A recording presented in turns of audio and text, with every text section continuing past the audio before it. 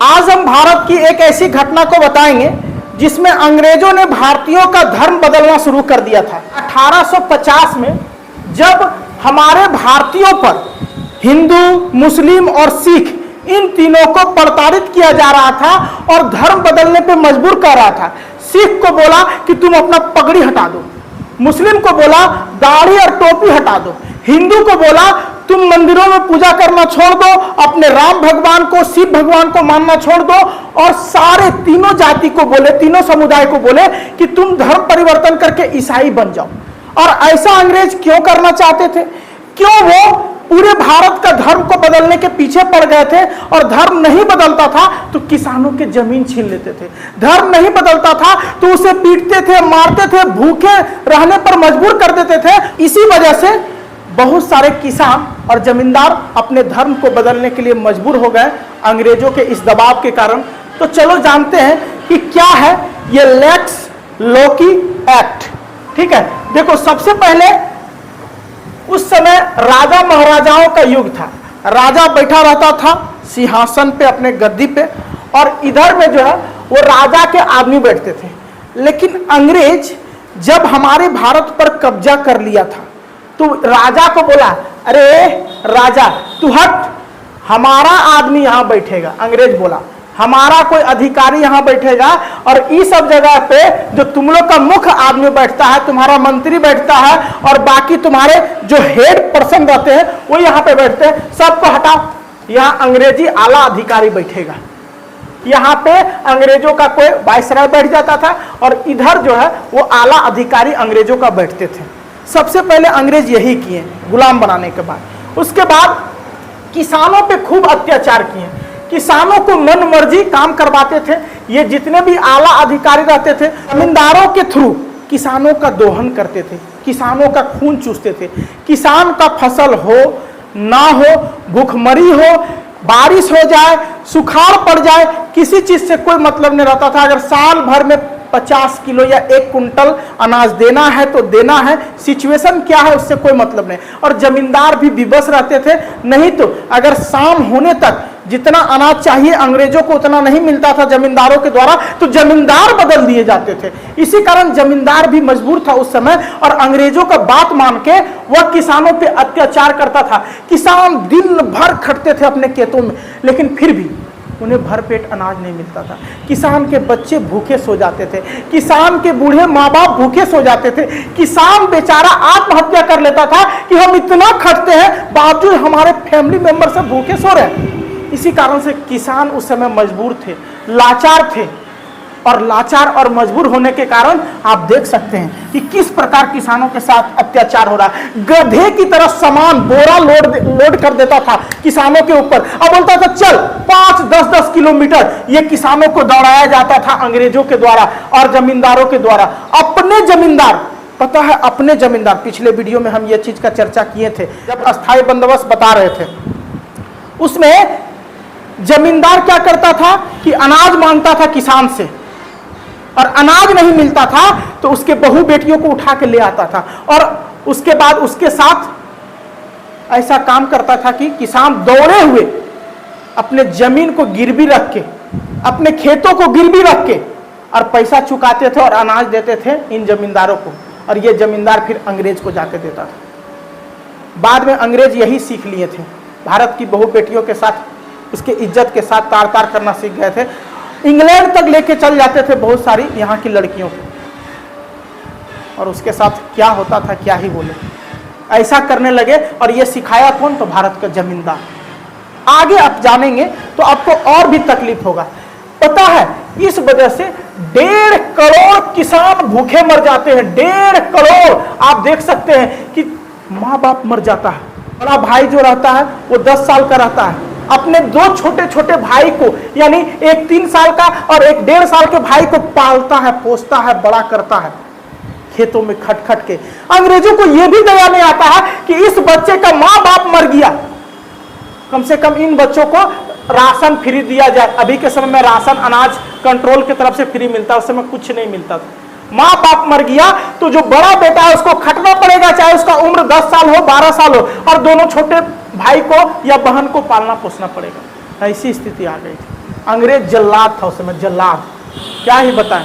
उस समय भी हम लोग गुलाम थे अंग्रेजों का, आज भी गुलाम है। उस समय हम लोग को देश में घुस के गुलाम बनाया था। आज इंग्लैंड में बैठे बैठे हम लोग को गुलाम बनाया हुआ है इंग्लैंड वाला और अमेरिका वाला।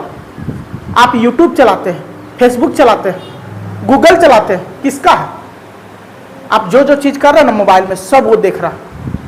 आप क्या देखना चाहते हैं, क्या जानना चाहते हैं, आप देखिएगा, एक वीडियो कुछ देखेंगे ना शॉर्ट्स, आपको उसी तरह का वीडियो बार बार जब भी मोबाइल खोलेंगे तो उसी तरह आएगा। वो आपको वॉच कर रहा है कि आप करना क्या चाहते हैं।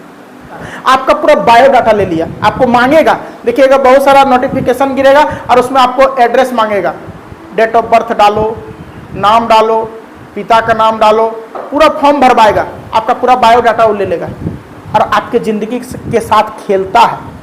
ये अमेरिका और इंग्लैंड वाला उसी का यूट्यूब और गूगल गुलाम बना लिया है, गुलाम। आप दिन रात जो कर रहे हैं ना मोबाइल के अंदर सब देख रहा है। कोई भी टेक्नोलॉजी खराब चीज नहीं है, मोबाइल, कंप्यूटर, लैपटॉप कुछ भी खराब नहीं। बस हमारे भारत के लोग ज्यादा बेगार है, बेगरिया। चीन वाला को देखो, फैक्ट्री में काम करता है, 2 घंटा भी काम चाहेंगे 2 घंटा काम मिलेगा, और यहाँ 2 घंटा। चीन वाला क्रिकेट खेलता है? नहीं खेलता। और यहाँ 1.5 महीना IPL, वर्ल्ड कप आ गया, चैंपियन ट्रॉफी आ गया, ये कप आ गया, वो कप आ गया। इतना बेहुदा, इतना बेकार लोग है कि 5-5 दिन बैठ के टेस्ट मैच देखता है, टुकुर टुकुर टुकुर टुकुर। इतना बेकार है भारत में। एक एक बॉल और एक एक विकेट का जानकारी रखेगा, एक एक रन का जानकारी रखेगा। KL राहुल कितना मार रहा, विराट कोहली कितना मार रहा, रोहित शर्मा कितना मार रहा, एक एक चीज का जानकारी रहेगा। उसका भाड़ में जाए, इनकम घर में कुछ नहीं हो रहा है। गुलाम है हम लोग आज भी अंग्रेजों के, गूगल और यूट्यूब के जरिए। तो अच्छे चीजों में यूज करो। उस समय पता एक घटना हुआ था जिसमें ईसाई मिशनरी यहां उतर गया था, ईसाई मिशनरी। और ईसाई मिशनरी जब उतरा था तो वो मुस्लिम, हिंदू और सिख तीनों को जबरन बोलता था कि तुम लोग को धर्म बदलना पड़ेगा, नहीं तो किसी को काट देता था, किसी को मार देता था, और उसके बाद नहीं होता था तो भूखे छोड़ देता था।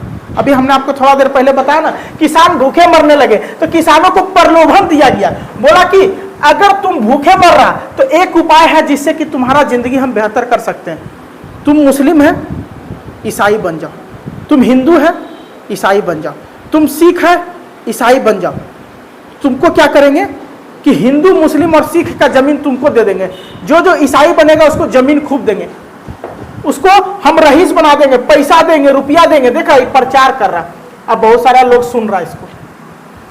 पूरे विश्व में उस समय चाहता था कि सिर्फ ईसाई, ईसाई और ईसाई, हिंदू को भी ईसाई बना दो बहुत मात्रा में, मुस्लिमों को भी बना दो, सिखों को भी बना दो। और इसी को बोलते हैं द लैक्स लॉकी एक्ट, जो 1850 में भारत के अंदर हो रहा था। ईसाई मिशनरियों का 1813 में भारत में प्रवेश होता है, 1813 में। और यहीं से भारत में आगमन जब होता है तो ईसाई धर्म का जम के प्रचार प्रसार शुरू कर देते हैं कि पूरा देश को ईसाई बना देंगे, पूरे भारत के लोगों को ईसाई बना देंगे। आप सोच रहे होंगे सर ईसाई बनाने से फायदा क्या? अब हमको ये बताओ, विश्व में जिस समुदाय के लोग सबसे अधिक रहेंगे उसका वर्चस्व भी तो ज्यादा रहेगा। तो सोचा भारत एक जनसंख्या वाला देश है, यहाँ अभी का समय में लगभग 144 करोड़ जनसंख्या। तो 144 करोड़ को अगर ईसाई बना दे तो विश्व में ईसाई का जनसंख्या कितना बढ़ जाएगा। तो कभी भी विश्व में युद्ध होगा तो ईसाई सब एक हो जाएगा। इसीलिए चाहा कि हम लोग का आदमी ज्यादा रहेगा तो हम लोग विश्व पे राज करेंगे, ईसाई सब। इसी कारण से बढ़ाना चाहता था। पता है जितने भी धर्म थे, जितने भी धर्म, सभी धर्म को खत्म कर रहे थे, सभी धर्म को, और बोल रहे थे एक ही धर्म रहेगा पूरे विश्व में जो रहेगा ईसाई।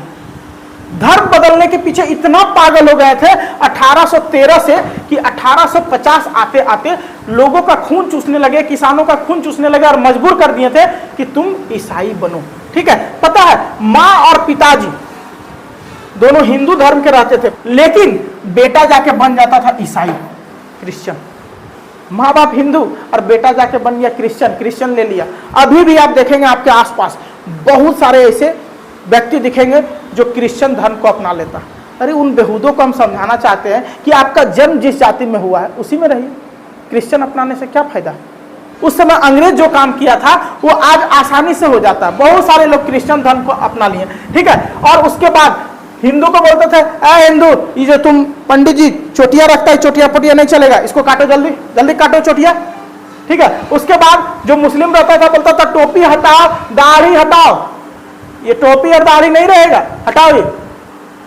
उसके बाद जो सिख रहते थे उसको बोलते थे पगड़ी हटाओ, यानी धर्मों के साथ खेलने लगे थे। अब आपको बोलेगा राम भगवान का पूजा नहीं करो, शंकर भगवान का पूजा नहीं करो, मंदिर नहीं जाओ, तो आपको गुस्सा लगेगा ना। तो उसी तरह कर रहे थे, धर्मों के साथ ये ईसाई खेलने लगे और बोले सिर्फ इस दुनिया में एक ही भगवान है, जीसस, जीसस की पूजा करो। और उसके बाद ये लोग धीरे धीरे धीरे धीरे धर्म बदलने के पीछे इतना पागल हो गए थे कि उस समय जितने भी भारतीय थे अंग्रेजों में, उन सारे भारतीयों को बोला कि अगर तुमको सेना में रहना तो तुमको सबसे पहले ईसाई बनना पड़ेगा।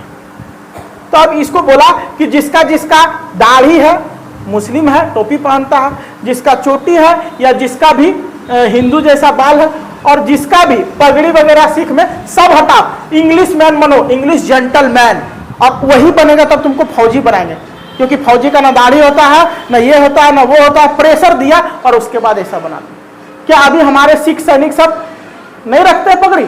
रखते हैं, लेकिन उस समय एकदम मजबूर कर दिया था। और इन लोग में चिंगारी अंदर से उठ रहा था, हमारे धर्म के साथ खेल रहा, धर्म के साथ खेल रहा, और हुआ ना हुआ ये चिंगारी काम कर गया मंगल पांडे के रूप में।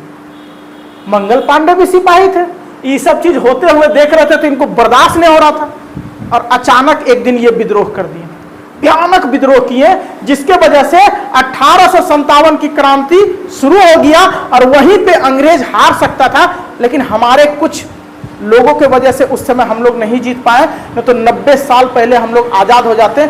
ये कहानी को हम अगले वीडियो में बताएंगे पूरा डिटेल में कि 1857 का विद्रोह में मंगल पांडे चिंगारी के रूप में आए, और 1897 का विद्रोह इतना भयानक हुआ कि आसानी से भारतीय अंग्रेजों को यहां से रगेड़ सकते थे, लेकिन कुछ लोगों के चलते अंग्रेज यहां से नहीं भागे थे। कौन वो लोग थे और कैसे अंग्रेज 1857 के बाद भी हमारे देश में राज किया, ये सारा चर्चा करेंगे अगले वीडियो में।